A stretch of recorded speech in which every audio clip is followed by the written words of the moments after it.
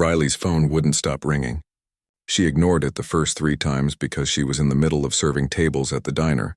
But when her manager gave her that look, she knew something was wrong. The number on the screen was from a hospital across town. Her hands were shaking when she finally answered. A nurse's calm voice told her there had been an accident. Her sister Natalie was gone. Just like that, 3 words that didn't make sense no matter how many times Riley replayed them in her head during the taxi ride to the hospital. Natalie had always been the golden child. Perfect grades, perfect career, perfect life. She wore designer clothes and attended charity galas while Riley worked double shifts to keep their mother's medical bills from drowning them both. They weren't close anymore, not like when they were kids. Life had pushed them in different directions. But she was still her sister. The hospital corridor smelled like disinfectant and sadness. A police officer explained that Natalie's car had crashed on the highway. She was heading to meet her fiancé's family for some important dinner. Riley had only met this fiancé once 3 months ago at their engagement party. Daniel Reed, that was his name. Some tech company millionaire who smiled for photos but barely said 2 words to her.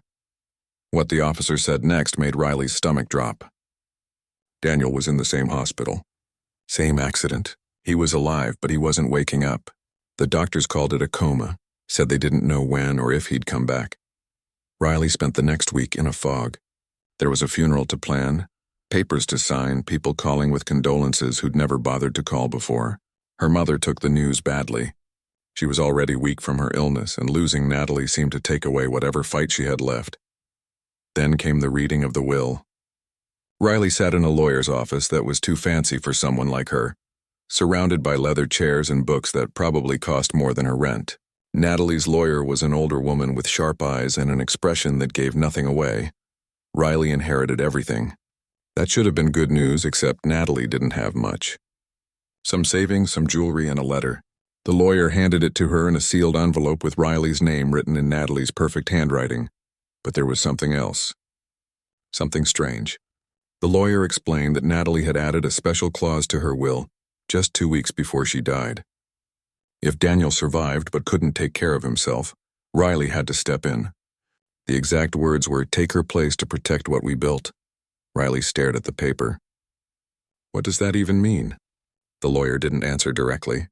She just said that the Reed family wanted to meet with her. Today. It was urgent.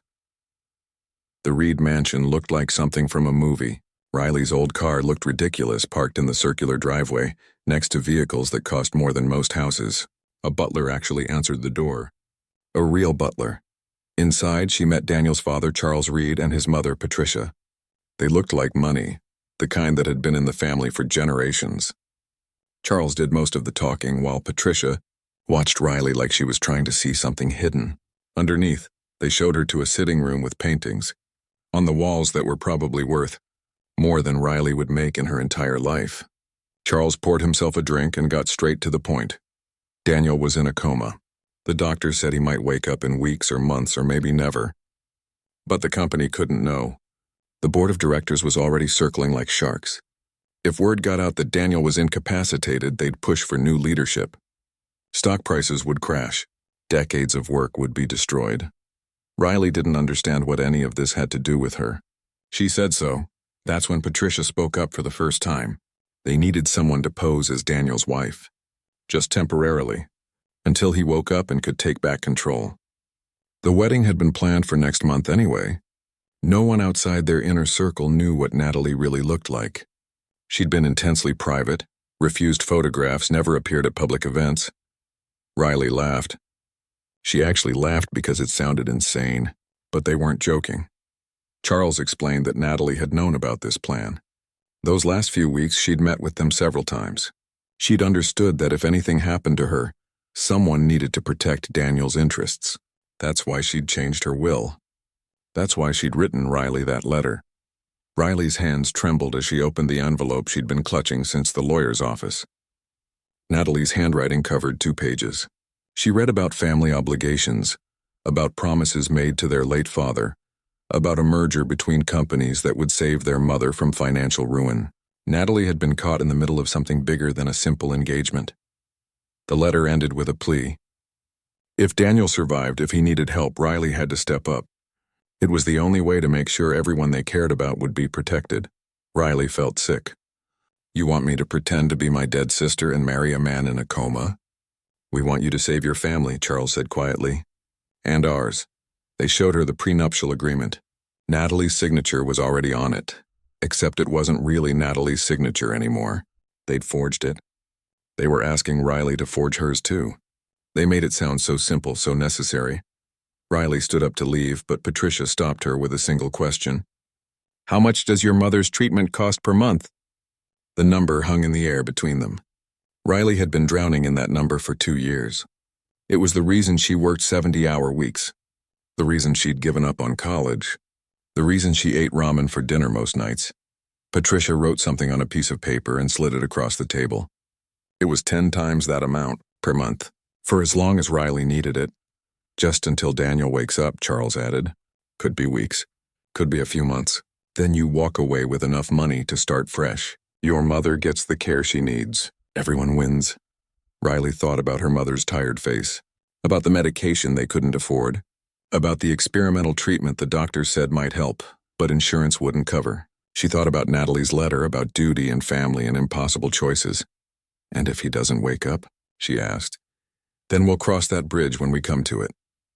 Riley looked down at the prenuptial agreement, at the line waiting for her signature, at the promise of money that would solve every problem she'd been drowning in, at the lie that would save her mother's life.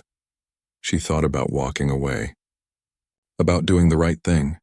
But what was the right thing when every choice led to someone getting hurt? 24 hours, they said. That's how long she had to decide. Marry a stranger in a coma and live a lie, or watch her mother die because Riley couldn't afford to keep her alive. She walked out of that mansion feeling like she was standing at the edge of a cliff, knowing that whether she jumped or not, nothing would ever be the same again. The letter from Natalie felt heavy in her pocket. Her sister's last words, her sister's last request. Riley drove home in the dark, and all she could think about was how quickly a whole life could change. How one phone call, one accident, one impossible choice could turn everything upside down. She had 24 hours to decide. But deep down, in the part of herself she didn't want to admit existed, Riley already knew what she was going to do. Some choices weren't really choices at all. Riley signed the papers in a hospital room that smelled like antiseptic and flowers nobody wanted. Daniel lay in the bed next to where she sat, machines beeping steadily beside him. He looked peaceful, like he was just sleeping. It was hard to believe this was the same person she'd barely spoken to at that engagement party months ago. A judge came in, said some words that should have meant something, but Riley couldn't focus on any of it. She kept staring at her hand as she slipped on the wedding ring. It was beautiful, probably cost more than her car. It was meant for Natalie. Everything about this moment was meant for Natalie. The judge pronounced them married. Daniel didn't move. Riley felt like she might throw up. Patricia Reed squeezed her shoulder afterward. You're doing the right thing, dear. For everyone, Riley wanted to believe that. She really did. They moved her into the mansion that same week. The place was so big she got lost trying to find the kitchen on her second day. She had her own wing, they said. Her own wing. Riley had shared a bedroom with Natalie growing up. Now she had 12 rooms to herself and didn't know what to do with any of them. The staff called her Mrs. Reed. Every time someone said it, Riley felt like a fraud. But she smiled and nodded and pretended this was all normal. The housekeeper, an older woman named Helen, was kind but watched her carefully. Riley wondered if she suspected something. Every morning Riley went to the hospital. The doctor said it was good for coma patients to hear familiar voices, to have someone talk to them. So she talked. At first it was awkward. She'd sit there for hours not knowing what to say to a man who couldn't hear her anyway. But Charles had given her homework. Boxes and boxes of files about Daniel's life. Business reports, news articles, photographs. She needed to know everything about him in case people asked questions. She needed to become the wife who'd been by his side for the past year, even though they'd never even had a real conversation. She also had Natalie's journals. Riley found them in a box of her sister's belongings. Page after page of Natalie's thoughts, her feelings about Daniel, about the engagement, about everything. Reading them felt like talking to Natalie again. It hurt, but Riley couldn't stop. That's when she learned the truth. Natalie hadn't been forced into this engagement, not exactly. She'd agreed to it because their father had made a deal before he died. Some business arrangement that would save the family from bankruptcy. But somewhere along the way, Natalie had actually fallen for Daniel. Her journal entries changed from dutiful to hopeful to something that looked a lot like love. It made everything harder. Riley wasn't just pretending to be her sister. She was living out the love story her sister never got to finish. One afternoon, about a month in, Riley was reading to Daniel from a book she'd found on his nightstand at home. Some science fiction novel with a worn cover. She didn't understand half of it, but the nurses said it didn't matter. Just the sound of a voice could help. She started talking instead. Real talking. Not the practice stories about their fake relationship, but actual thoughts. She told Daniel about growing up with Natalie, about how different they were. She talked about working at the diner, about her dreams of maybe going back to school someday. She told him she was sorry for the lie, sorry that he was stuck in this situation, sorry that Natalie was gone. "I bet you would have been happy with her," Riley said quietly. "She was everything I'm not. Smart, elegant, knew how to belong in places like this. I don't even know which fork to use at dinner." Daniel's machines beeped their steady rhythm. Riley wiped her eyes and kept reading. The nurses started commenting on how good she was for him. His vital signs improved when she was there. His brain activity showed more response during her visits. The doctor said it was a positive sign that maybe he could hear her after all. Riley started going every day. Sometimes twice a day. She'd bring her laptop and work on graphic design projects in his room.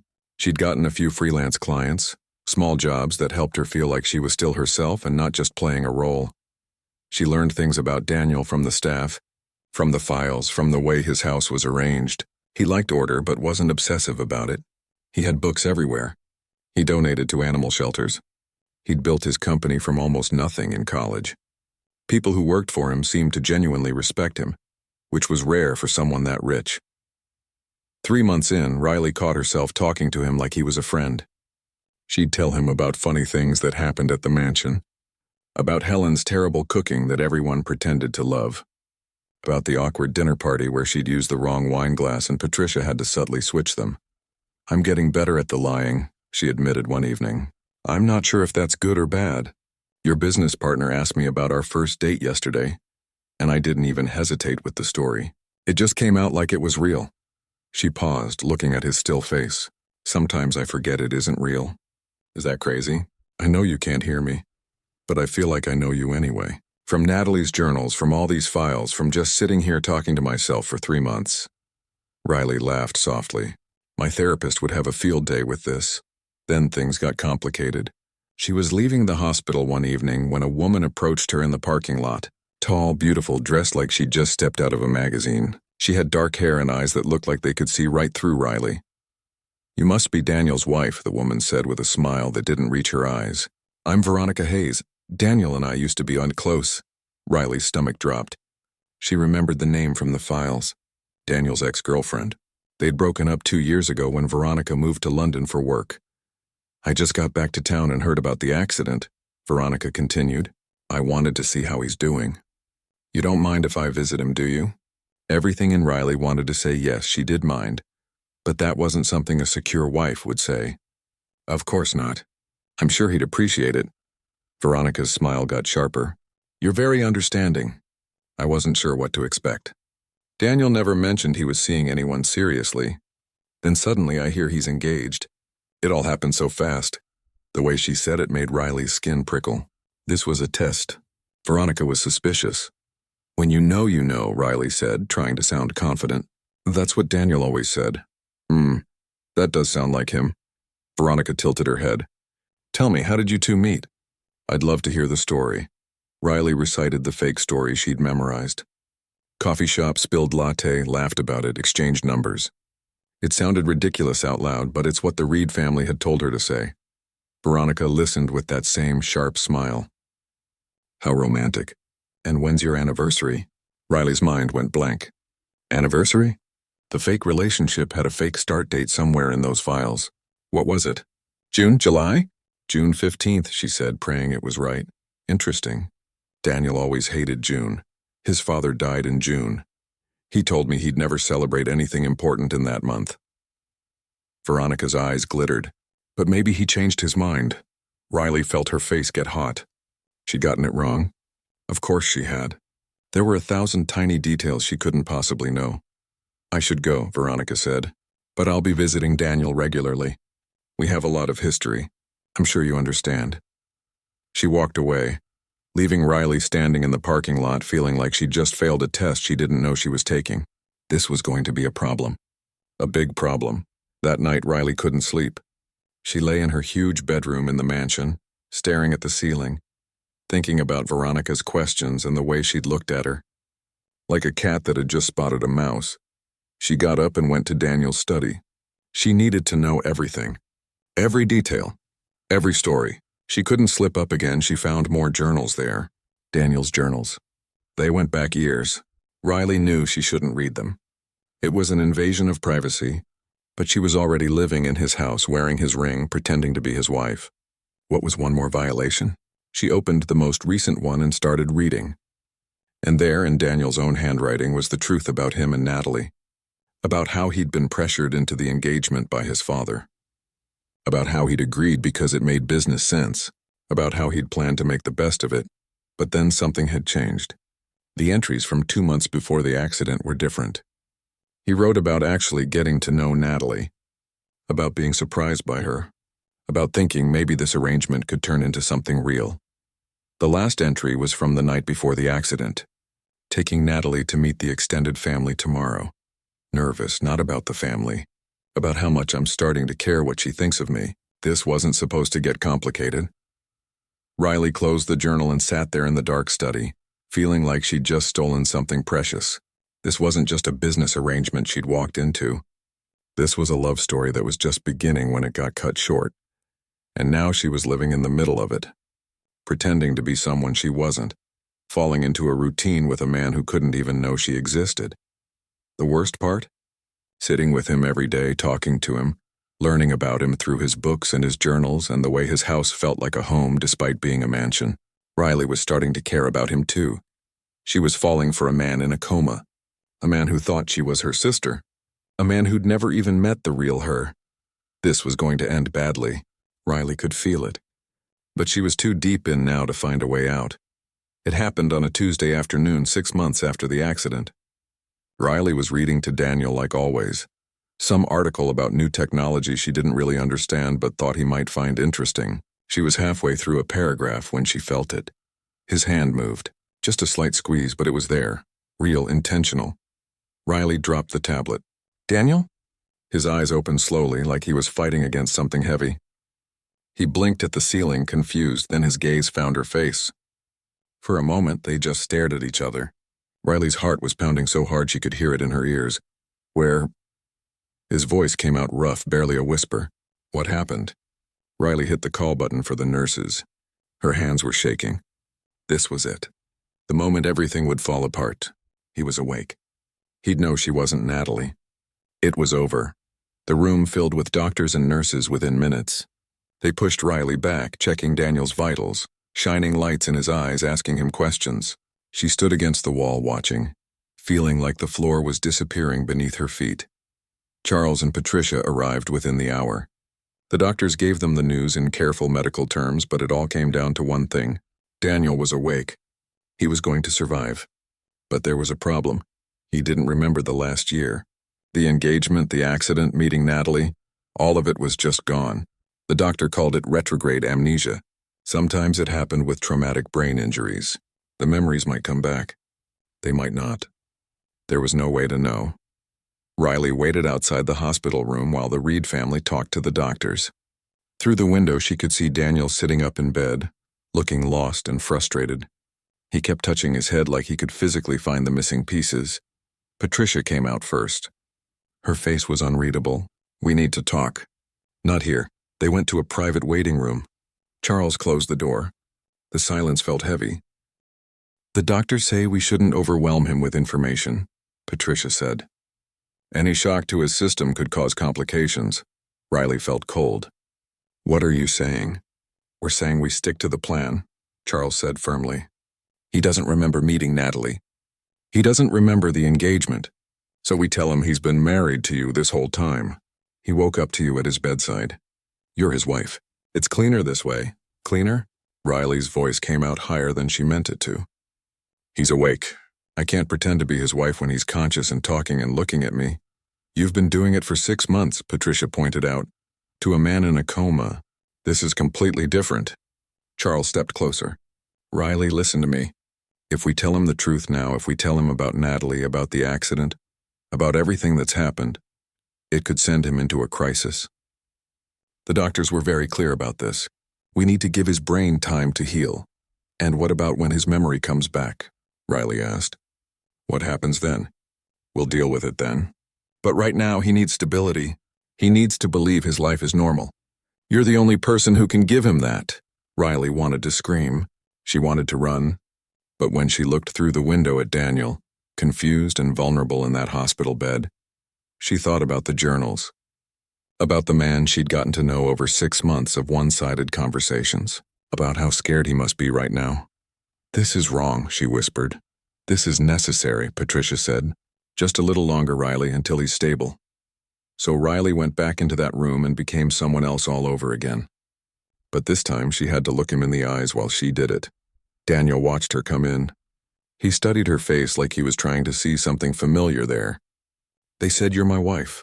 Riley's throat was tight. Yes. I don't remember you. He said it gently like he was apologizing. I'm sorry.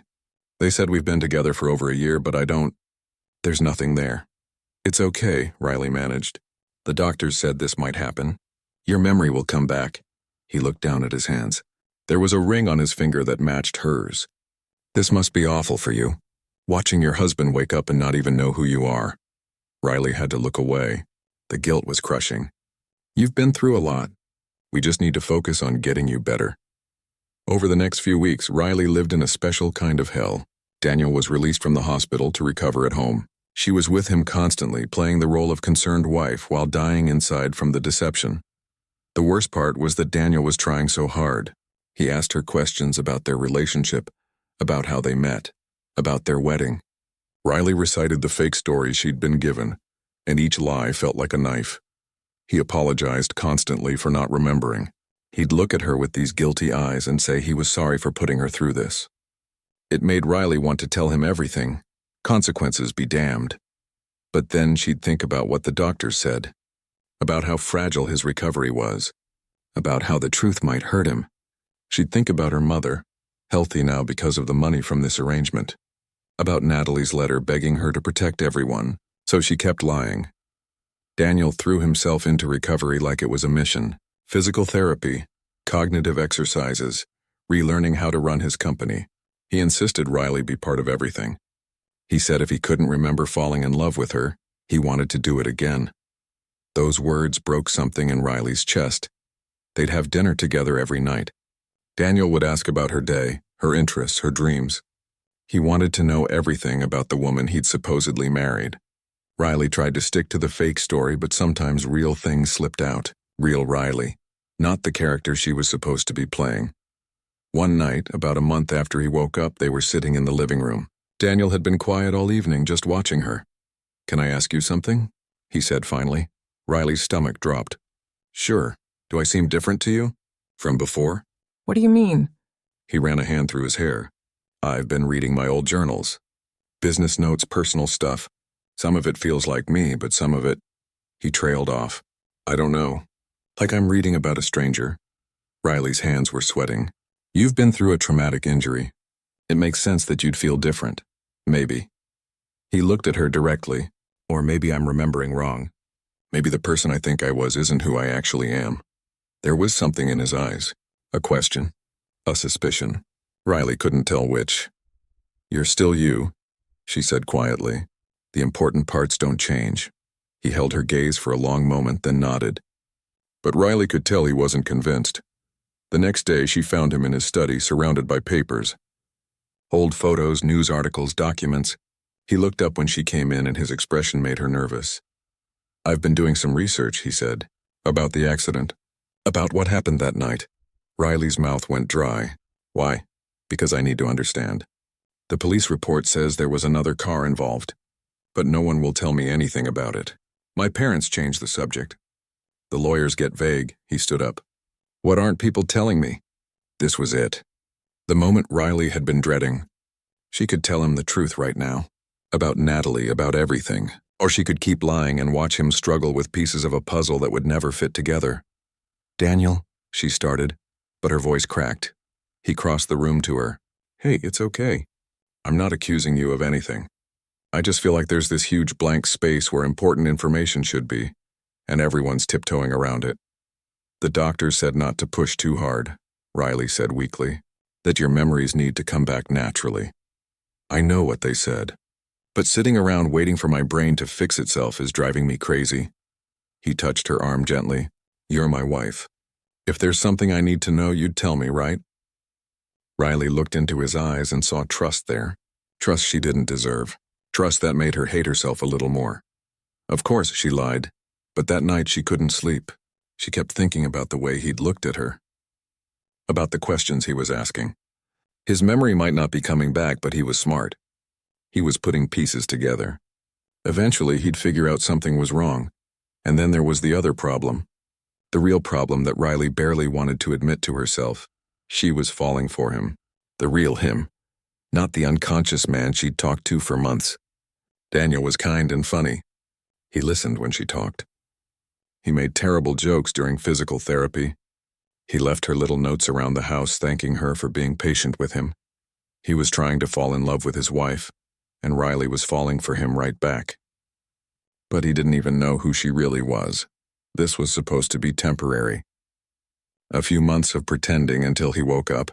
Then she'd disappear with her money and everyone would move on. But nothing about this felt temporary anymore. Riley was living in Daniel's house, wearing his ring, sitting across from him at dinner every night. She knew how he took his coffee. She knew he couldn't sleep when it stormed. She knew he read the last page of books first because he hated surprises. And he was learning things about her too. Real things. Not the fake story they'd created, but actual Riley. Her terrible sense of direction. Her habit of humming when she cooked. The way she cried at sad commercials. They were building something real on a foundation of lies. And Riley had no idea how to stop it or if she even wanted to. One evening, 2 months after he'd woken up, Daniel found her on the terrace. She'd been crying, overwhelmed by everything. He sat down next to her without saying anything at first. I don't remember our wedding, he said quietly. I don't remember proposing or our first kiss or any of the moments that should matter. But I want you to know something. Riley wiped her eyes, afraid to look at him. I'm glad I woke up to you, he continued. Whatever we had before, I don't know. But right now, this you, it feels right. Does that make sense? Riley's heart was breaking. Yeah, she whispered. It makes sense. He took her hand and she let him. Because in that moment, Riley wasn't thinking about the lie. She was just a girl holding hands with a boy on a terrace under the stars, even if none of it was real. Even if it could never last. For just one moment, Riley let herself pretend it was. The dream started 3 months after Daniel woke up. He'd jolt awake in the middle of the night, sweating, saying he'd seen something. A woman's face. Long dark hair, different from Riley's. A laugh he couldn't quite place. A conversation he almost remembered. Riley would sit with him until he fell back asleep, her heart racing. Knowing that his brain was trying to find the truth buried somewhere in those missing months. One morning, she found him staring at an old phone the police had returned to him. His backup phone from the car, somehow recovered from the accident site. He looked up when she came into the study and his face was pale. There are text messages on here, he said slowly. From someone named Natalie. Riley felt the blood drain from her face. She'd forgotten about the phone. Everyone had forgotten about the phone. Who is Natalie? Daniel asked. His voice was calm, but Riley could hear the confusion underneath. Why would I have months of text messages with someone I don't remember? Why would I tell her I was excited to introduce her to my family? Riley's mind raced. She could lie. Make up some story about a colleague, a friend. Say anything. But looking at Daniel's face, at the betrayal starting to form in his eyes, she couldn't do it anymore. Daniel, I need to explain something. Are these messages to you? He interrupted. Is Natalie a nickname? Did we use different names for some reason? No. Riley's voice was barely a whisper. Natalie was my sister. He stood up from the desk. She died. In the accident. The same one you were in. The room went completely silent. Daniel just stared at her. and Riley watched his face change as he processed what she'd said. Confusion turning to shock, turning to something harder. "Your sister died in my accident," he repeated slowly. "And no one told me? For 3 months no one thought to mention that? The doctor said you couldn't handle the stress, that it might damage your recovery. So you all just decided to keep it from me?" His voice was getting louder. "What else haven't you told me?" Riley felt tears starting, but she blinked them back. "It's more complicated than that." Then uncomplicated. Daniel's hands were shaking. "Right now, no more secrets. Who was Natalie to me?" This was it. The moment Riley had been dreading for 9 months. She could tell him part of the truth, just enough to explain. Or she could tell him everything and watch whatever they'd built together collapse. "She was your fiancé," Riley said. "You were engaged to Natalie, not me." The words hung in the air like broken glass. Daniel took a step back, like she'd physically pushed him. "What are you talking about? You're my wife. We've been together for over a year. You've been by my side this entire time, I know, but I'm not who you think I am." Riley was crying now, she couldn't help it. "My real name is Riley. I'm Natalie's younger sister. You only met me once at your engagement party. You probably don't even remember that." Daniel sat down hard in his desk chair. He looked like he might be sick. "This isn't real. This is some kind of confusion from the head injury." "I wish it was." Riley wrapped her arms around herself. "But it's true. After the accident, after Natalie died, your family needed someone to take her place. For the company. They asked me to pretend to be her until you woke up. I was only supposed to do it for a few weeks. My family knew." His voice cracked. "My parents have been lying to me this whole time." Riley nodded, unable to speak. Daniel stood up and started pacing. She could see him thinking, putting pieces together. "The wedding. There was a wedding, right? That actually happened?" "Yes, but you were in a coma. You couldn't consent to it. It was just paperwork, really. Just paperwork." He laughed, but there was no humor in it. "So I've been living with a stranger, trying to fall in love with someone who's been lying to me every single day, sleeping in the same house, eating meals together. All of it was fake." "Not all of it," Riley said desperately. "Daniel, please listen. I know I should have told you the truth when you woke up. But I was scared, and your parents said it would hurt your recovery. And I just kept thinking, one more day, one more week. And then it was months and I didn't know how to tell you anymore. So you just didn't tell me? You let me believe we were married?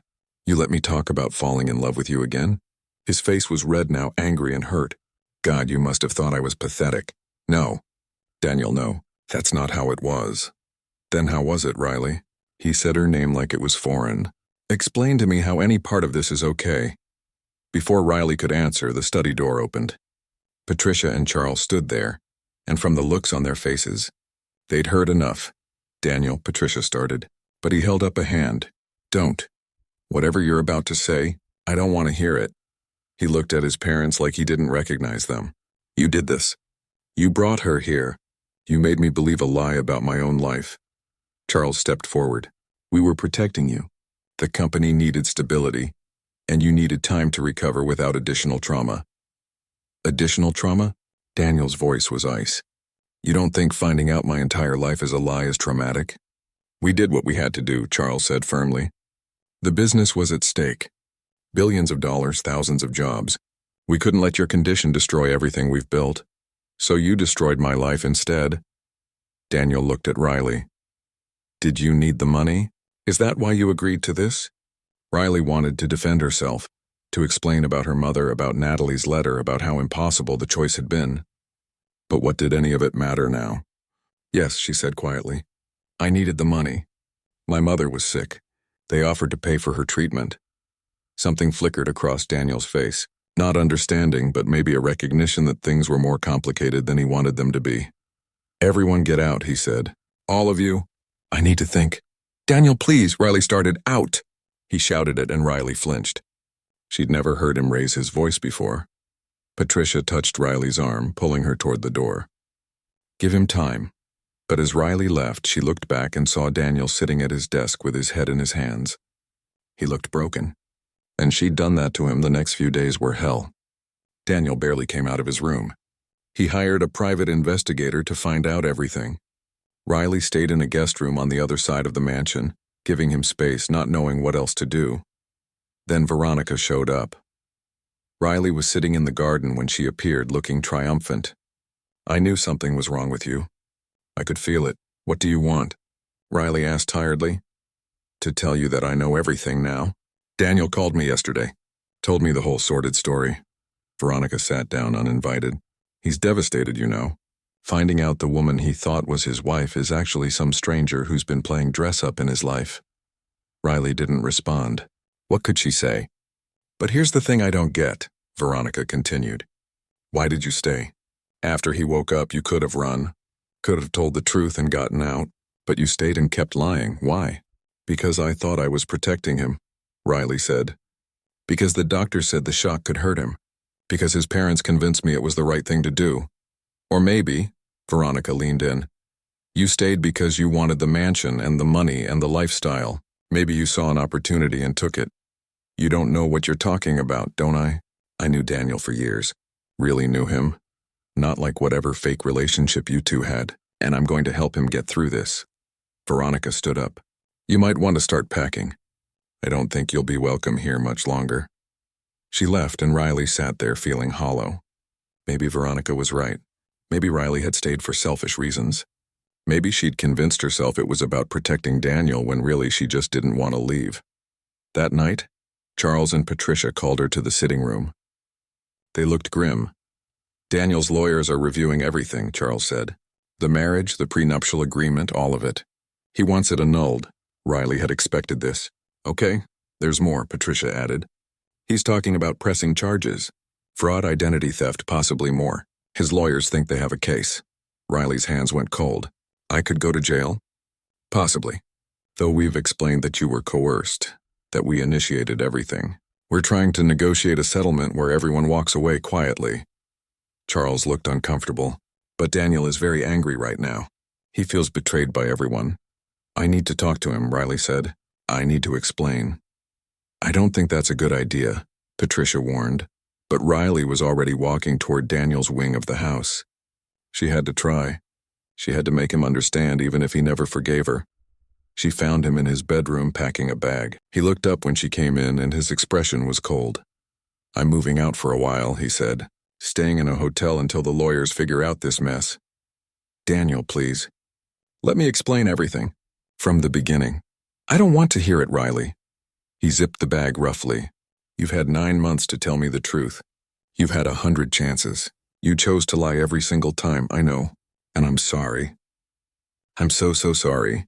She was crying again. "But you need to know that not everything was a lie. These past 3 months, getting to know you, talking to you, spending time with you, that was real. My feelings were real." He stopped packing and looked at her. Really looked at her. "How am I supposed to believe anything you say? How do I know what's real when everything started with a lie?" "I don't know," Riley admitted. "I don't know how to prove it to you. But I'm telling you the truth now. I care about you. I never meant for that to happen, but it did." Daniel shook his head. "It doesn't matter. Whatever you felt or didn't feel, it was all based on deception. You want to know the worst part?" Riley waited. "I was falling for you too, the woman I thought you were. And now I don't even know if that person exists." He picked up his bag. "I need you out of this house by the end of the week. My lawyers will be in touch about the settlement. If you cooperate and sign everything, I won't press criminal charges. That's it. We're just done." "We were never anything to begin with," Daniel said quietly. "That's the point." He walked past her and out the door. Riley stood in the empty bedroom, surrounded by the remnants of a life that was never really hers, and finally let herself fall apart. Riley moved out 3 days later. She took almost nothing with her, just her old clothes and laptop. Everything else belonged to a life that was never really hers. The apartment she found was tiny, barely bigger than her bedroom at the mansion had been. But it was honest. It was real. The settlement came through 2 weeks after that. The Reed family lawyers were thorough. Riley signed papers promising she'd never talk about what happened, never contact Daniel, never use the Reed name.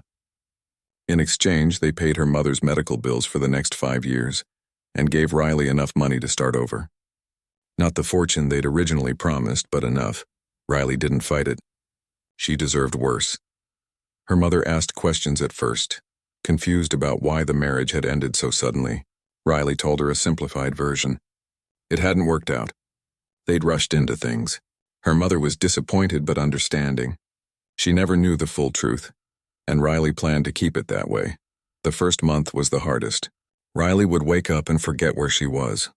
She'd reach for her phone to text Daniel about something funny, then remember she couldn't. That he probably never wanted to hear from her again. That he had every right to hate her. She threw herself into work. Freelance design jobs, whatever she could find. She was good at it. Good enough that clients started recommending her to others. Slowly, she built something that was entirely her own. No lies, no pretending, just Riley and her work. 3 months passed. Then 6. Riley stopped checking news articles about the Reed family. She deleted social media so she wouldn't be tempted to look him up. She went to therapy and talked about guilt and forgiveness and how to live with mistakes you couldn't undo. Her therapist asked her once if she regretted it. The whole thing. Every day, Riley had answered. But also, I don't know. Is it terrible to say that parts of it mattered to me? That even though it was built on lies, some of the feelings were real? Feelings are never wrong, her therapist had said. It's what we do with them that counts. Riley thought about that a lot in the quiet of her small apartment. About the person she'd been at the beginning of all this, desperate and scared and willing to do anything for money. About the person she'd become, someone who'd learned that some prices were too high, even for the people you loved. One afternoon, about 8 months after she'd left the mansion, Riley was at a coffee shop working on a design project. She had her headphones in, completely focused when someone sat down across from her. She looked up and her heart stopped. Daniel. He looked different, thinner, tired, but his eyes were clearer than she remembered. He was holding a cup of coffee and watching her with an expression she couldn't read. Riley pulled out her headphones with shaking hands. Hi, he didn't smile. Can we talk? I thought I wasn't supposed to contact you. The settlement papers, I'm contacting you. That's different. He took a breath. I've been in therapy. A lot of therapy. Working through everything that happened. The accident, the lies, all of it. Riley didn't know what to say, so she just waited. My memories came back, Daniel continued. Not all at once, but piece by piece. I remember meeting Natalie. I remember the engagement. I remember that night driving to meet my family talking about the future. His voice got quieter. I remember the crash. Daniel, I'm so sorry.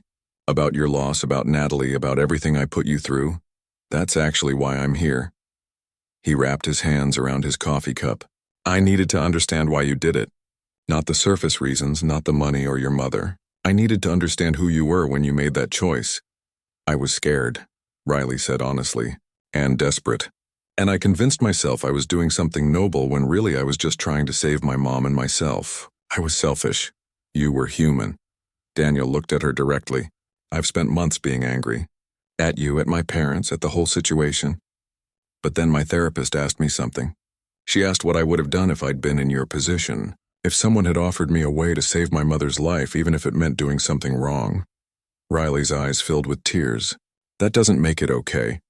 No, it doesn't, but it makes it understandable. He paused. I read Natalie's letter.